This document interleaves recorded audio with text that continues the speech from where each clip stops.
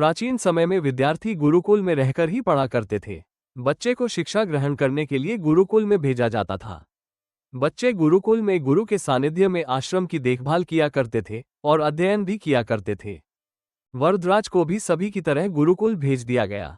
वहां आश्रम में अपने साथियों के साथ घुलने मिलने लगा, लेकिन वो पढ़ने में बहुत ही कमजोर था। गुरुजी की कोई भी बात उसके बहुत कम समझ में आती थी। इस कारण सभी के बीच वो उपहास का कारण बनता है। उसके सारे साथी अगली कक्षा में चले गए, लेकिन वो आगे नहीं बढ़ पाया। गुरुजी जी ने भी आखिर हार मानकर उसे बोला, बेटा वरदराज, मैंने सारे प्रयास करके देख लिए हैं। अब यही उचित होगा कि तुम यहाँ अपना समय बर्बाद मत करो। अपने घर चले जाओ और घरवालों की काम में मदद करो। वरदराज ने भी सोचा कि शायद विद्या मेरी किस्मत में नहीं है, और भारी मन से गुरुकुल से घर के लिए निकल गया। दोपहर का समय था। रास्ते में उसे प्यास लगने लगी। इधर उधर देखने पर उसने पाया कि थोड़ी दूर पर ही कुछ महिलाएं कुएं से पानी भर रही थी। वो कुएं के पास गया। वहां पत्थरों पर रस्सी के आने जाने से निशान बने हुए थे, तो उसने महिलाओं से पूछा। तो एक महिला ने जवाब दिया, बेटे यह निशान हमने नहीं बनाए।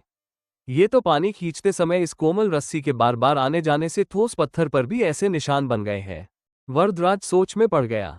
उसने विचार किया कि जब एक कोमल से रस्सी के बार बार आने जाने से एक ठोस पत्थर पर गहरे निशान बन सकते हैं, तो निरंतर अभ्यास से मैं विद्या ग्रहण क्यों नहीं कर सकता। वरदराज ढेर सारे उत्साह के साथ वापस गुरुकुल आया और अथक कड़ी मेहनत की। गुरुजी ने भी खुश होकर भरपूर सहयोग किया। कुछ ही सालों बाद यही मंदबुद्धि बालक वरदराज आगे चलकर संस्कृत व्याकरण का महान विद्वान बना, जिसने लघु सिद्धांत कौमुदी, मध्य सिद्धांत कौमुदी, सार सिद्धांत कौमुदी, गीर्वाण पद्मंजरी की रचना। ये कहानी से हमें शिक्षा मिलती है कि दोस्तों, अभ्यास की शक्ति का तो कहना ही क्या है। यह आपके हर सपने को पूरा करेगी।